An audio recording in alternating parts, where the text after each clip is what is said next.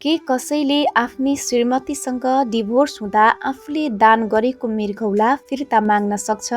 सुन्दा पनि अनौठो लाग्ला, तर अमेरिकाका एक सर्जन डाक्टर रिचर्ड बाटिस्टाले सन् 2009मा यस्तै अनौठो माग राख्दै अदालतमा मुद्दा हालेका थिए। यो घटना निकै पुरानो भए पनि अहिले सामाजिक सञ्जालमा एउटा भिडियो क्लिपका कारण फेरि चर्चामा आएको छ। यो घटना सन् 2001 को हो। डाक्टर रिचर्डकी श्रीमती डानिलको दुवै मृगौला फेल भएर ज्यान जोखिममा थियो। श्रीमतीलाई बचाउन डाक्टरले आफ्नो एउटा मृगौला दान गरे र प्रत्यारोपण सफल पनि भयो। तर विवाहको 11 वर्षपछि उनीहरूको सम्बन्ध बिग्रियो र श्रीमतीले डिभोर्स फाइल गरिन्।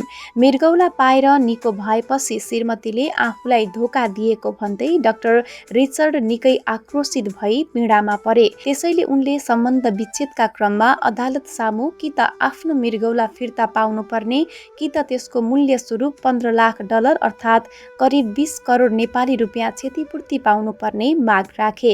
यो अनौठो मामला न्युयोर्कको सर्वोच्च अदालतमा पुग्यो। लामो बहसपछि न्यायाधीशले डाक्टरको यो मागलाई पूर्ण रूपमा खारेज गरिदिए। अदालतको फैसला थियो कि कानुनको नजरमा अङ्गदान एउटा उपहार हो र एक पटक दिइसकेको उपहार कानुनी रूपमा फिर्ता माग्न वा त्यसको मूल्य दाबी गर्न मिल्दैन। कानुनी रूपमा अदालतको फैसला सही भए पनि भावनात्मक रूपमा डाक्टरले पाएको धोकालाई लिएर आज पनि सामाजिक सञ्जालमा मानिसहरू पक्ष र विपक्षमा विभाजित भएर ठूलो बहस गरिरहेका छन्।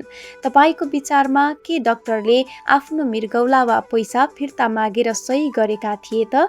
आफ्नो प्रतिक्रिया तल कमेन्ट बक्समा लेख्नुहोला र यस्तै रोचक भिडियोका लागि हामीलाई फलो गर्न नभुल्नुहोला।